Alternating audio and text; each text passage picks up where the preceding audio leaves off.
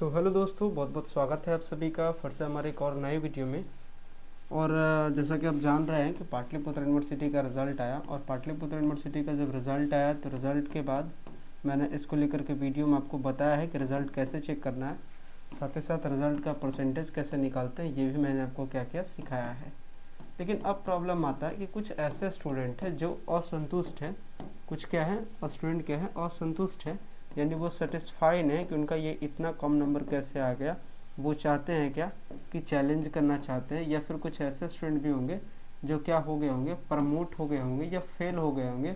उनके साथ क्या होगा, उनको आगे क्या कुछ करना है, यानी जिनका भी प्रमोशन हुआ या मतलब प्रमोशन करने का मतलब जिनको प्रमोट करके पास कर दिया गया है, जिनका नेट परसेंटेज 45% से कम है, उनके साथ क्या होगा, इसी टॉपिक पे आज बात करने वाले हैं। तो ये वीडियो आपके लिए बहुत ज़्यादा यूज़फुल होने वाला है।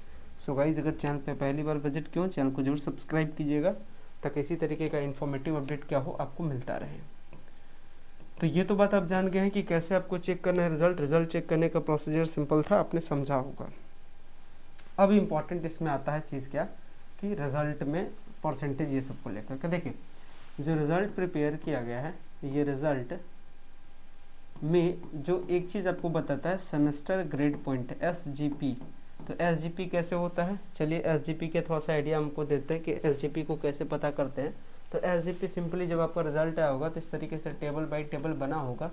यहाँ पे तीन चीज़ होगा, यहाँ पे क्या होगा, एक तो होगा कि टोटल क्रेडिट पॉइंट का कोर्स है, ये होगा टोटल क्रेडिट, यानी टोटल क्रेडिट कितना है, और क्रेडिट पॉइंट आपका कितना है। जैसे क्रेडिट पॉइंट बगल में हुआ लिखा हुआ क्रेडिट पॉइंट, और उसके बगल में लिखा हुआ जो इस तरीके से 7.9, इस तरीके से मैंने एक रिजल्ट दिखाया था अभी अपने वीडियो में, तो उसमें कुछ इस तरीके से था। यानी ये आपका क्या होता है, क्रेडिट होता है, ये नीचे वाला कहलाता है क्रेडिट, ये कहलाता है क्रेडिट पॉइंट, सबका नाम समझिएगा, ये कहलाता है क्रेडिट पॉइंट, और ये कहलाता है क्या, ये कहलाता है ग्रेड पॉइंट। ग्रेड पॉइंट कैसे, ये कहलाता है सेमेस्टर ग्रेड पॉइंट। इसका पूरा नाम क्या है, तो इसका पूरा नाम हो जाएगा सेमेस्टर ग्रेड पॉइंट। इस तरीके से है। तो इसी ग्रेड पॉइंट में अगर आप कर देते हैं 10 से गुना, तो आपका क्या आ जाता है 79%। तो इस तरीके से हम लोग क्या करते हैं, परसेंटेज को निकालते हैं।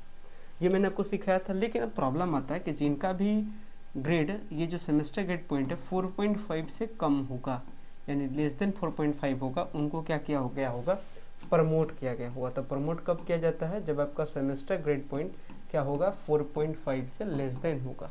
या फिर हो सकता है किसी एग्ज़ाम में आप अब्सेंट किए हों, या हो सकता है कुछ और भी रीजन्स हो, लेकिन ऑल ओवर रीजन क्या होगा, अगर सेमेस्टर ग्रेड पॉइंट अगर 4.5 से लेस होगा तो आप प्रमोट हुए हैं। तो वैसे सारे स्टूडेंट जो प्रमोट हुए हैं या फेल हुए हैं या जो असंतुष्ट है, उनके लिए क्या होगा, देखिए पहली बात कर लेते हैं उनके लिए जो अनसेटिस्फाई है, यानी वो सेटिस्फाई नहीं है कि उनका रिजल्ट अच्छा नहीं आया है। अब वो क्या करें, देखिएगा, अब आपको दोबारा फॉर्म भरने के लिए दिया नहीं जाएगा। पहली बात, फॉर्म भरने के लिए उनको दिया जाता है जो क्या होते हैं, प्रमोट होते हैं या फेल होते हैं। तो आप तो प्रमोट भी नहीं हैं, आप तो फेल भी नहीं हैं, तो आपके लिए क्या है, वेट एंड वॉच पॉलिसी है, मतलब वेट एंड लर्न पॉलिसी है। क्या पॉलिसी है, वेट एंड लर्न, मतलब अब आप कुछ नहीं कर सकते हैं, आपका सीधा सा काम है, अब आप सीख लीजिए इससे, और सीखने के बाद इसके अकॉर्डिंग अगले टाइम में क्या कीजिए, रिजल्ट को बेहतर कीजिए। मतलब आप दोबारा एग्ज़ाम दे नहीं सकते हैं। पहली बात, अगर आप सोच रहे हैं कि फॉर्म भर के दोबारा एग्ज़ाम दे दें तो ये पॉसिबल नहीं होगा। इसके साथ ही आप सोच रहे हैं कि स्क्रूटनी करें, मतलब नंबर के लिए अप्लाई करें, मतलब आप एक बार कॉपी चेक करने के लिए फिर से अप्लाई करें। स्क्रूटनी करने का आप सोच रहे हैं तो स्क्रूटनी करने का ऑप्शन बहुत कम है, उम्मीद की देगा, क्योंकि आपका रिजल्ट क्या है, बेहतर है, आपका रिजल्ट पास कर दिया है, तो आपको स्क्रूटनी का भी ऑप्शन नहीं मिलेगा। तो जो भी स्टूडेंट अनसेटिस्फाई है वो बस सीख ले कि रिज़ल्ट कैसे बेहतर होता है, और उसमें वो चीज़ को देख ले कि जो आपका थ्योरी नंबर है, थ्योरी जिसमें 70 में से आपको नंबर दिखाया होगा कि कितना आया है, और एक आपको दिखा होगा सेशनल। सेशनल का मतलब क्या होता है, तो सेशनल का यही मतलब होता है क्या, आपका CIA का जो नंबर मिला है या मिड सेमेस्टर का जो नंबर मिला है, इससे आप ज़रूर सीख ले लें कि 30 में से आपको कितना दिया। हो सकता है 30 में से आपको 22-25 दिया होगा, तो नंबर आपका ऑलरेडी कम जाएगा इस तरीके से। इसलिए आप CIA और मिड सेमेस्टर पे ज़रूर ध्यान दें, जो कॉलेज में एग्ज़ाम होता है इस पर ध्यान दें, तो आपका रिजल्ट क्या होगा, बेहतर होगा। और जो थ्योरी का एग्ज़ाम है, जो फाइनल सेमेस्टर का एग्ज़ाम है, इसमें भी नंबर ज़्यादा लाने की कोशिश करें तो आपका रिजल्ट बेहतर होगा। तो अभी हम लोगों ने इनके लिए बात किया। अब बात करते हैं उनके लिए जो प्रमोट हो गए हैं, या जो एग्ज़ाम में अब्सेंट कर गए हैं, या जिन्होंने फॉर्म भरा था बट एग्ज़ाम ही नहीं दिया, यानी एग्ज़ाम आपका छूट गया, एग्ज़ाम आपने क्या किया, नहीं दिया। वैसे सारे स्टूडेंट का जो रिजल्ट आया है उसमें या तो प्रमोट होगा लिखा हुआ, या तो फेल होगा लिखा हुआ, या क्या हो सकता है, या तो लिखा हो सकता है अब्सेंट। इस तरीके से 3 बात उनके रिजल्ट में फाइनल स्टेज में आया होगा, क्योंकि फाइनल स्टेज में रिजल्ट में दिखाता है पास, फेल, प्रमोट या फिर अब्सेंट। इस तरीके से 3-4 बात दिखाता है और सबका अपना अपना मतलब है। अगर आप पास हैं तब तो बहुत अच्छी बात है, कॉन्ग्रेचुलेशन इसके लिए। और अगर आप फेल या प्रमोट है, अब्सेंट है, तो आपको घबराने की बात नहीं, हम आपके साथ हैं, हम आपको बताने वाले हैं क्या कुछ कैसे करना है। देखिए, जो भी पास हुए, फेल हुए या प्रमोट हुए, उनको इंतज़ार करना है। अभी महीना कौन सा चल रहा है, ये महीना भी जनवरी का आखिरी टाइम चल रहा है, आखिरी महीना चल रहा है जनवरी का, आखिरी दिनों में जनवरी है। उम्मीद है कि सेकेंड सेमेस्टर के एग्ज़ाम से पहले, सेकेंड सेमेस्टर का एग्ज़ाम किस टाइम तक हो जाएगा, सेकेंड सेमेस्टर का एग्ज़ाम उम्मीद है कि आपका अप्रैल में एग्ज़ाम आपका ले लिया जाएगा। तो अप्रैल से पहले, यानी कह सकते फरवरी नहीं, मार्च में उम्मीद है कि सेमेस्टर 1 में एक बार फिर से एग्ज़ाम होगा सेमेस्टर 1 का। तो वैसे सारे स्टूडेंट सेमेस्टर 1 का एग्ज़ाम दे सकते हैं, मतलब उनको क्या क्या करना है, सप्लीमेंट्री एग्ज़ाम देना। जैसे होता है बोर्ड के एग्ज़ाम में अपने सप्लीमेंट्री एग्ज़ाम दिया होगा कि जिनका छूट गया वो फिर से देते हैं, या जो फेल है वो फिर से एग्ज़ाम देते हैं।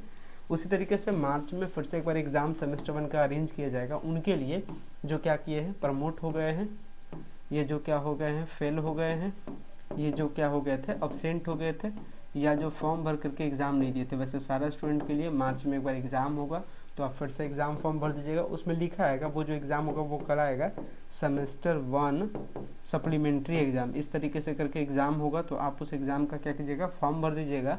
और एग्ज़ाम का फॉर्म भरने के बाद क्या कर दीजिएगा, आप एग्ज़ाम दे दीजिएगा।